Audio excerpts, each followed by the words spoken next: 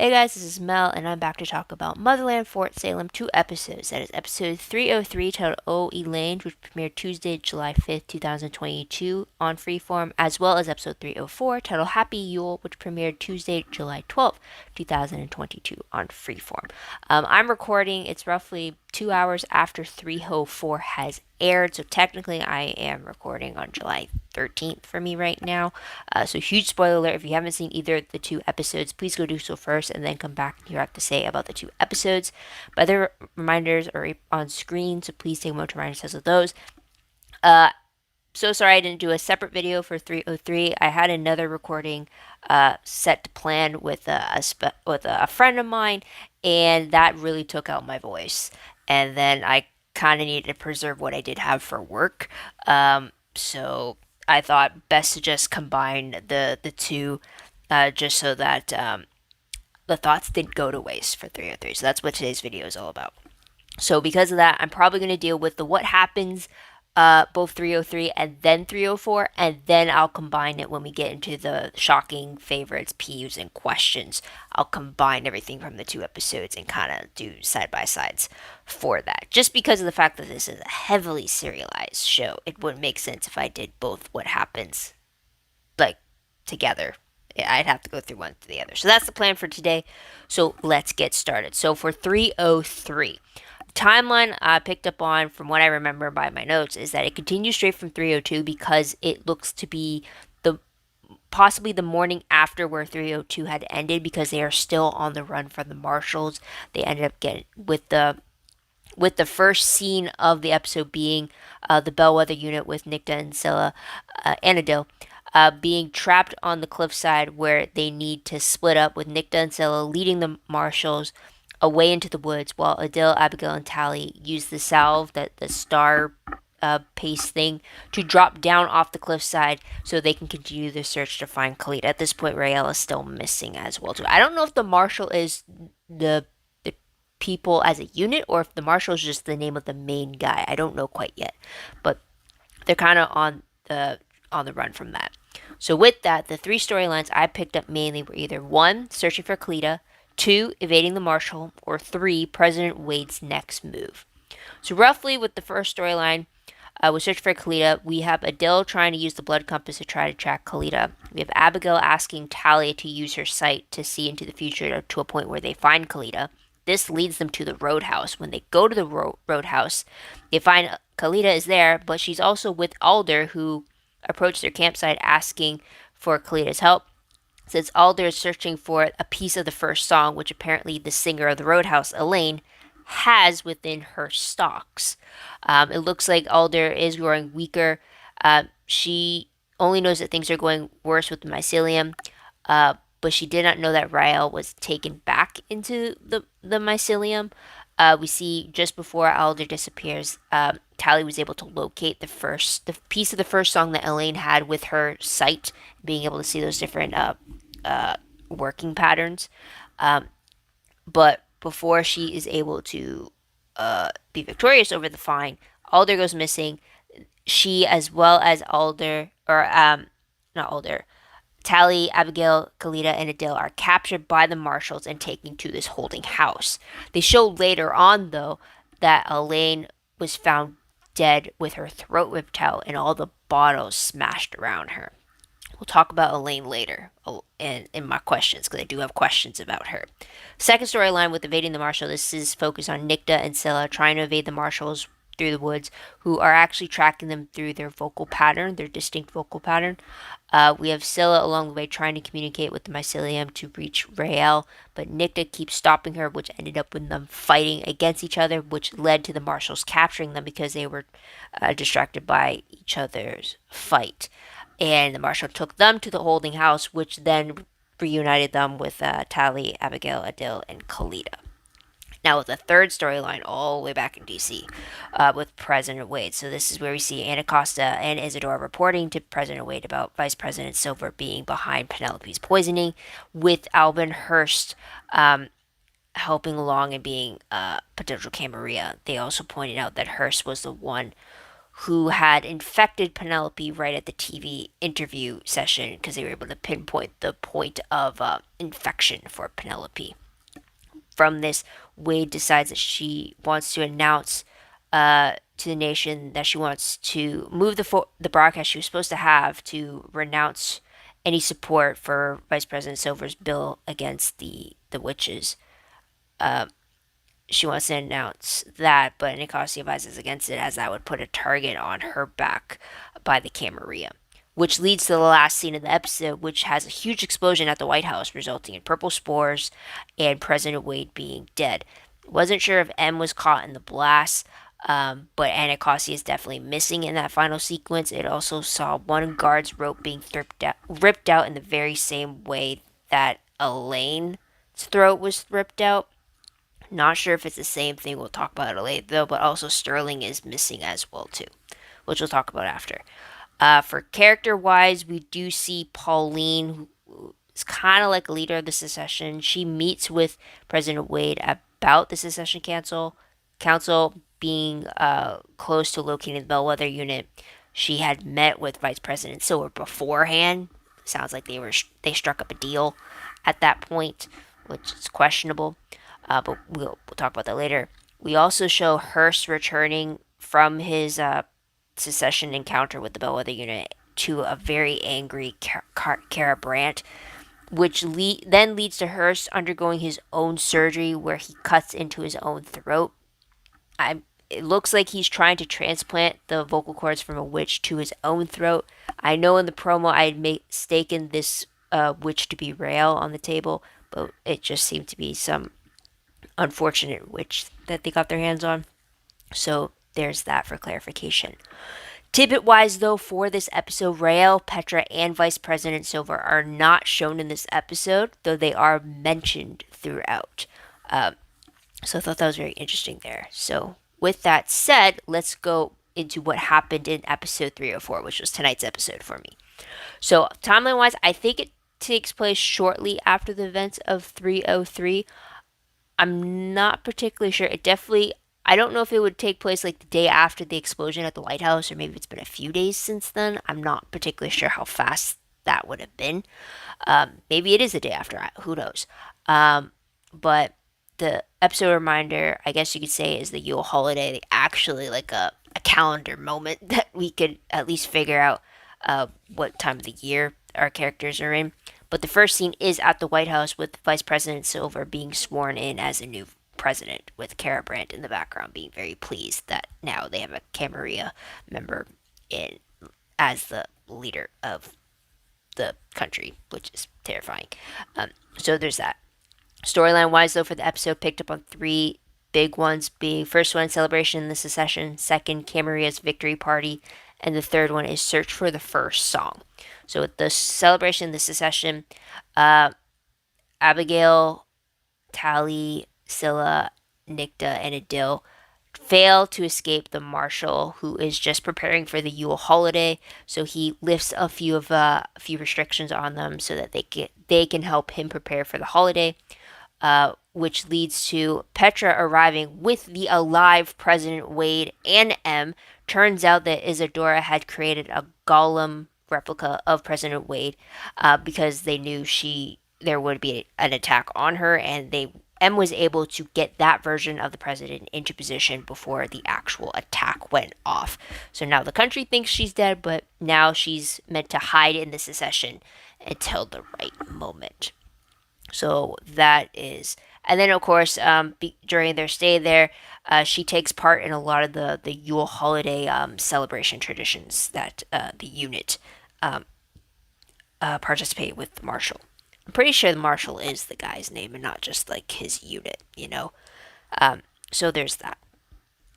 We'll talk about more about that later, though. But the second storyline dealt with the Camarilla. So this is where we see Albin Hearst hosting a party with what possibly very influential people, and he has witches in containment chambers, and has two at a time, two in a cage, kind of like pitting each other against one another for entertainment for this show. We see Anacostia and Sterling being stuck in a containment cell together. Eventually, when it comes to their fight, we see them going up against two spree witches, and one of the spree workings has Sterling stabbing himself repeatedly, which results in Anacostia pretty much doing her own working to kill the spree member. The spree member looked very familiar. Was that Vera, who was originally shown in 301 as being close to Scylla? Not quite sure, but she's dead now. Uh, but yeah, we do see a bit of that. Also, during this whole thing, we see Albin Hurst having a bandage over his throat, so it looks like he's still recovering from his vocal cord transplant. We also hear a fluctuation in his vocals when he's speaking. Not only just like not just it sounded like he had different voices coming. It's not like just he was like recovering from a sore throat or something like that, right? It didn't sound like that. It sounded like it was distinctly different voices coming from his vocal cords, and I wasn't sure if that's what's happening when you take a witch's cords away from them, or if it's just meant to signify something else. But that's something there. I will say this though: the party reminded me heavily about the Vampire Diaries season 5, the Augustine Society. Specifically, I think it was episode 509, the flashback with the Damon pretty much being kept in a cage as a vampire, and then his being shown at this big gala party thing to all the rich folks in the town back in the 50s, and pretty much having his healing abilities put on display to these fancy folk, and kind of like to sell the idea of like healing properties and such. This kind of reminded me of that with the Camarilla party and trying to like celebrate the fact that they've captured their enemy and then putting them on for sport. It was just, yeah, it was pretty dark there. But their whole story, all the Camarilla in this episode took place at that one party. So the spacing of time was a little different. Like, of course, you have like the swearing in of Silver being the president. That's one, and then he's featured at this party, which is two, and then in the last scene he's featured as three. But like, yeah, the way that time moves in these episodes is kind of weird for me. But let's move on to the third storyline. So with the search for the first song. So we have Alder returning for Kalita, as she is one of the proper vessels of the first song pieces, and Alder also retrieves Elayne's stolen piece of the first song that Tally was able to locate. Alder then uses that piece to return it to the marshal to find out who was meant to have that piece of the first song, who's the true vessel, because she needed to find them before the Camarilla found them, because they were in danger, because apparently they want her vocal cords as well too. So I didn't capture her name, so hopefully by the time I edit this, her name is up on screen, or it's listed somewhere in a wiki somewhere what her name was. But as of now, from my understanding, Alder has one piece of the first song, Kalita has one piece, and this new woman that Alder just found has a third piece. So there's supposed to be 6 pieces, and we're like halfway there to locating, securing the safety of it. So there's that. The last scene of the episode shows at the secession, President Wade getting news that she is no longer safe in the secession, so she has to leave. M needs to go with Wade because as a protection detail. Because she's leaving, the unit is not allowed to tell the council that Wade is alive. They have to keep her survival a secret, which is going to be tricky. But during that whole scene, they are still hearing President Silver's speech during Wade's funeral about how his goal is to silence the witches and reclaim their country. So some dark times there, dark times. So character wise, though, we found out there's a lot of actual backstory with a bunch of our new characters from last season, which also had me very worried, because every time we're just getting new backstory for a non-series regular character, I'm always worried that that character's about to die. Because otherwise it's like, oh, I just learned out so much about them.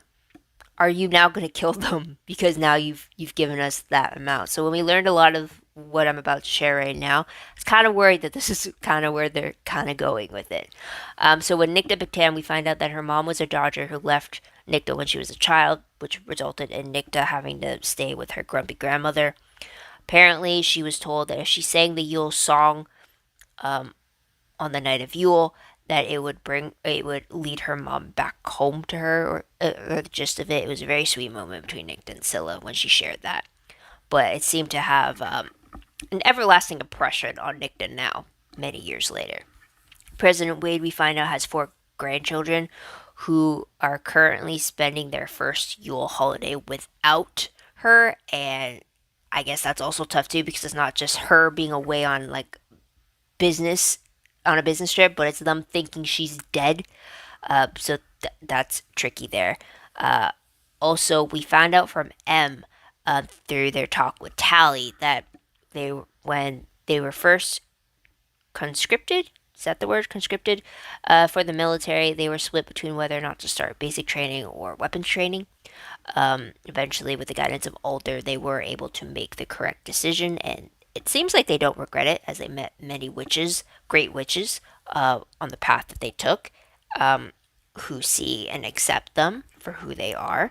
Um, Once I learned that, I was like very happy to, but also very worried that they were gonna kill M off, and I do not want them to kill M. I want her, or I want them to stay. My apologies. Uh, as a living member of the unit or as a coven. So to learn a little bit more about them, very happy about it, but very worried that that means like they're gonna die soon, and I really don't want that. Um, so there's that. Tidbit wise, though, let's move to. We find out throughout this episode that Scylla tries many times to connect with Rael until she's able to get a mycelium R as her sign from Rael that she's able to hear her calls or knows, kind of responding back like she's alive somewhere. With Tally, we see her sight being activated when she looks into the Yule log fire. She sees Rael in the mycelium world getting what looks like her power extracted. It looks like some dust extracted from her. It also looks like she was surrounded by possibly six figures. I'm thinking it's the six bears of the first song. And Tally comes out of the vision very fearful that Rael would be the one to end the world. I don't know. Maybe it's interpretation. Maybe it's not. Who knows? Um, but we have to see about that. We also have it at the earlier in the episode, Isadora showing Petra uh, about her working to bring Penelope back into like a physical form again, and not just as like this black plague mist thing. Saying that the Camarilla did not anticipate her, then just anticipate Penelope's death as just the vessel of the Black Plague. It was a lot more. It kept her alive after the initial death of it. So now Isadora is just working on eliminating the violent tendencies that have now sprouted from this version of Penelope. She's able to turn milk into like black substance. So they've got some work to do as well. We do see President Silver placing a civilian oversight team to supervise Petra and the rest of the Fort Salem soldiers. Not sure how long they're going to keep that up for, but they're the ones in the red uniforms. We also have it being implied that President Wade spent more time with the marshal after their kiss in the elevator. It looked like an elevator during Yule, right before she had to leave the following day. So that is a bit of something there as well. All right, now that we got all that taken care of, let's start with the most shocking moment between the two episodes. So for episode 303, I thought the news that Alder needing to find the seeds of the first song, or the six pieces of the first song, because it was meant to heal the world. I thought that was quite the mission for her to have. I was kind of surprised it was that extreme of like, oh, we got to find this to be able to fix the world. Wasn't expecting it to be that global of a thing. Also, another shocking moment was just the public attack on President Wade. Although I guess it makes sense with the mushroom spores that they'd want to probably spin it so that the witches tried killing President Wade. But I was just shocked that it wasn't like some secret assassination attempt, but it was just like, yo, it was like a full blown on the news stuff. So that was a surprise there.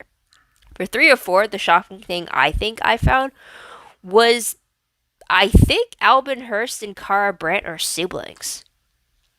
There's a moment in that party where Cara Brent mentions like their parents, and she's talking as if it's like they share parents. So it's like at first, I will say in episode 303, I did get the impression that maybe Kara has more authority over Albin, just based off of like in the Camarilla. But then I'm wondering like if there are actually siblings, like I see that it's like been a long lifetime type of a dynamic between the two of them, and that's like messed up how she talks to him, and then like how he reacts from that, and it's just like wow.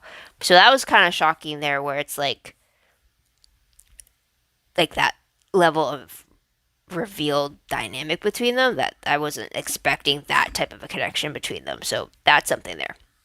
Now, top P or not, we're skipping over top favorite moments. So for 303, I had my favorites listed as all the callbacks. We got the mycelium growing from the crow that we had in season one. We had the little salve star piece from season one as well coming back. We had the blood compass coming into play again from season two. It's just great to see different cultural aspects for the witches coming back that we were first introduced beforehand, which is what I really liked.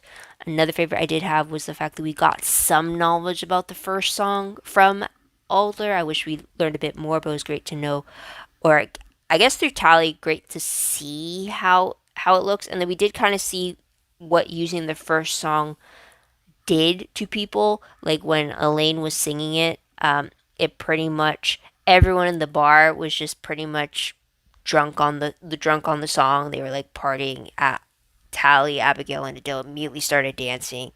Um, so it was like it had this hold on them. It kind of lowered their ambitions. The moment she stopped singing, they kind of snapped out of it. It also makes sense now why Alder and Kalita weren't affected, because they are also vessels of a piece to the first song, or at least that's my understanding of it. So maybe that's why they weren't as affected like Tally, Abigail, and Adil were to the song. So it was very interesting to see a bit more of it revealed here. We got some of it in 304, a little bit through Alder's talk with the marshal, but we don't know, and then like possibly with Tally's vision about Rael, speculations of what the first song is, but we don't know much more about that. And I really want to learn more about the first song, how it came to be, and the history, the origin story of that. I really want to know about that.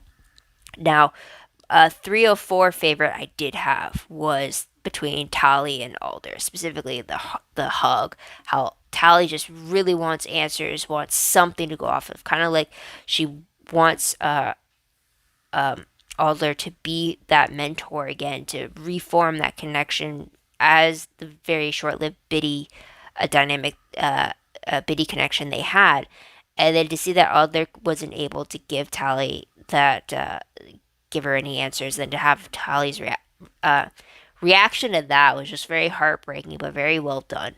And then to have them hug was just like you felt that you felt that pain. It was just like that was a favorite of a display for me to see. Just so much emotion in that short scene was just really fantastic. Um, I also like just the different aspects of the Yule celebration we got to see. We got to see everybody carving a symbol into the log. We got them dancing with Adele and Abigail. We got them drinking their own version of eggnog, possibly. Uh, we have them staying by the fire with Tally and M. Just seeing that little montage bit of like Nikta and like Scylla being close together. It was just really interesting to see these different pairings interact with each other. Also, in general, it's just really great seeing M interact with Tally, mostly just because it's been a while since going on the run that M's been able to see the other half of their unit being alive. So it's great to see that kind of reunion, even though it was short lived since she had to leave at the end of the episode, or they had to leave with Wade at the end of the episode. Um, so yeah, it was just great to see them being able to hang out and enjoy in the Yule festivities together with the rest of our Bellwether unit and that's on the run. So there's that. Moving on to peeved moments, let's get into that. So 303, I had one peeve being the fact that President Wade was killed. which I knew would mean that Silver would become the new president and he would just take over and get his bill passed. Thankfully, 304 kind of got rid of. I mean, yeah, Silver got made president, but at least Wade is still alive, so I'm glad that half of that peeve is kind of resolved already. Another peeve I did have with 303 was the fact that the sudden need to dance to Elayne's song for Tally, Abigail, and Adil, it just came off as weird to me, even though I get how it was supposed to be them being influenced by the first song piece that they were hearing. I don't know, it's just the way it came. I would have preferred if there was a more resistance or more of confusion coming off of either Tally, Abigail, or Dill when they're slowly finding themselves wanting to dance when not really wanting to. It just went right into as if like, hey, let's dance immediately kind of a thing. So that felt kind of weird to me. You kind of, especially maybe because it was focused solely on Tally, it's just all of a sudden you just see her take off her coat and then go to the dance floor as if like she was compelled. Which I guess that kind of might have been what was happening. But it just seemed I kind of would have preferred if she was just like kind of confused first, and then she finds herself like tapping, like bobbing her head to the music, or like tapping her hands, or like tapping her feet, and then she's slowly just taking off her coat and finding her way drawn to the dance floor, and like have that type of a slow seduction of the song. I don't know, maybe that's just me, but that was a small peeve for me there. For 304, though, the peeve I had was that President Wade had to leave so soon, and she's not going to be able to be part of that meeting with the secession council. I felt like it was so great to see her arrive at the hideout and then to have her spend some time there. I thought maybe we might get another episode at least with her, at least like she can make her peace to the council, but then apparently not, which is why I don't like her leaving, because that also means M's leaving too, but there's that. Another peeve I did have was the fact that Raelle was absent in this episode. The only time she does appear is very briefly in Tally's vision, but it just, I don't know, why is Raelle absent? I get that she's in the mycelium, but like, should we be like cutting back to see like what is happening to her in the mycelium? Maybe we would get more answers about what the mother has planned and about the first song from Raelle being in the mycelium, or like, I don't know, was it supposed to keep up the suspense with Scylla not knowing where Raelle is, so that that's keeping up with why we're not going to know what Raelle is?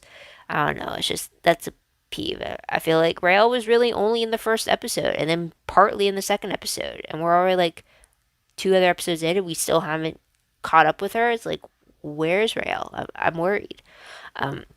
So there's that.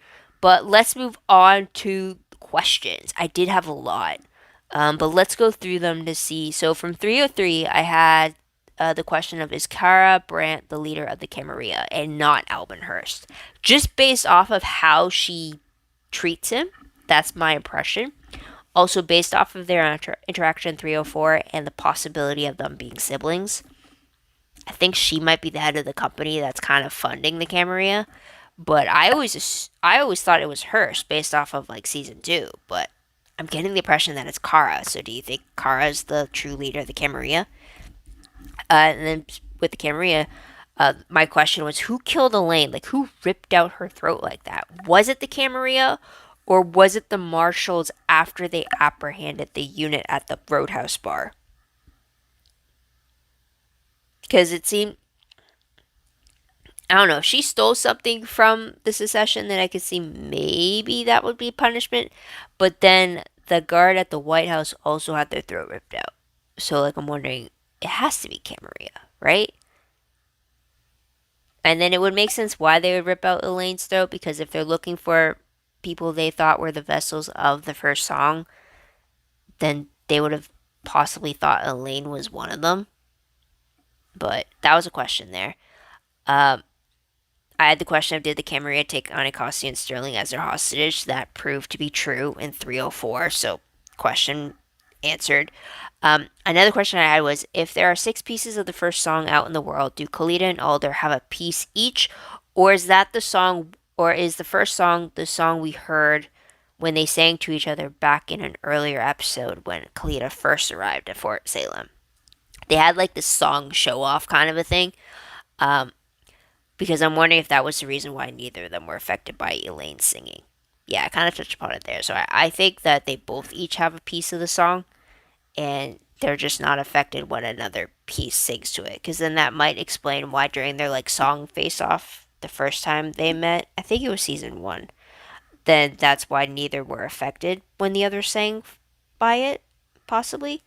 Um, but yeah, that's a question there. Another question I had was where does the allegiance lie for the Marshals and the secession? Are they on the the witches' side? Like, are they siding with Fort Salem or are they siding with the Camarilla? Um, I can't tell.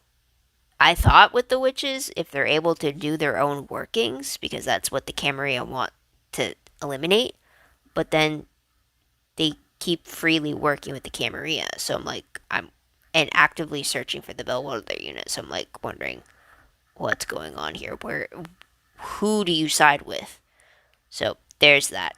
I'm still waiting for that origin history about the secession and how it was formed and why it's just this big black cavern on the country map, you know. So there's that. And then I did the question of did Alder get pulled back into the mycelium when she suddenly disappeared from that RV with Tally, or did something else happen to kind of take her away? We kind of see her in 304, but when Kalita summoned her, but we don't get a reason as to why she had disappeared to begin with. So that's a question there. Now, for my 304 questions, um, first one was, do you think newly named President Silver will turn on the Camarilla when he finds out that Penelope is still alive? I feel like Penelope returning has to play a part. Otherwise, why would you show focus on Isadora trying to uh, return her back to pre-plague infection state? You know, I feel like it has to play a part. So I'm wondering, would it be enough? Because we did see when Sterling was recalling a memory about Penelope as a kid to Silver that he was getting Silver was getting a bit choked up on it. Um, so it looked it like it could be possible maybe that he would turn on the Camarilla if he got his daughter back, but I really don't know. I hope so, but then at the same time, it's like I really don't want to be siding with this man at this point. So there's that. Another question is if Albin Hurst did a transplant with the witch's vocal cords to his own, what would make him different from the witches that the Camarilla is trying to eliminate? Like, did he just do it just so he can have the power for himself? That really reminds me of one of the antagonists in the Netflix series V Wars. I believe it's been a while since I've watched it, but I believe one of them, because it's all about vampires in that one, when the vampires became the predatory species, the antagonist was willing to turn into the vampire, like the stronger version of the vampire, to ensure that they were always top of the food chain, kind of a thing. And and when he was initially supposed to be fighting against the vampires. So what Albin Hurst is doing, it kind of reminded me of that. So I'm wondering, him turning himself into a witch, what would make the Camarilla accept him by doing that if their whole purpose is to get rid of the witches and their power, right? I don't know what Albin's trying to do with that, but that's a question there. And the last question was, are the Spree no longer a threat, or are some of them around to side with the military against the Camarilla? Because it's been a while since, yeah, the Spree is mentioned between Nicta and Scylla because, well, Nicta is the founder of the Spree and Scylla used to work for the Spree. But this is the first time that I've heard Spree being mentioned outside the two of them. And this was done by Albin Hurst. So I'm wondering, are the Spree just gone to ground? Are they still a threat? Are they an ally potentially against the Camarilla? Like, what is the deal for that? So that's something there. But let's move on to predictions very quickly. Based off the promo for 305, I saw Tally speech given to the Secession Council. We do see Anacostia and Sterling on the operating table knowing that the Camarilla want their vocal cords. We do see the Secession Council deciding to send Abigail, Tally, Scylla, and Adil back to DC. We also see them getting collared so that they can't use their vocal cords, and then being confronted by Albin Hurst at the safe house. We see a huge fight happening, and then we also see Hurst using his new vocal cords to do his own vocal blast himself. I will say this though, this was a terrible promo because in the sense that I felt like you gave every major thing about the episode away in this promo. This was like, it felt like you gave me the whole episode. The fact that you told me that the council has decided to send them to DC, the fact that you showed that they're now going to be coming face to face with Hurst, the fact that you showed that Hurst was able to create his own sonic working, I feel like you just gave a lot of the coolest parts of the episode away in this one promo. So I'm thinking like that's got to be a bad promo because like those trailers, those movie trailers, where it's like you feel like they've just given away the whole movie, and then it doesn't make you want to watch it because you've got the whole thing right there.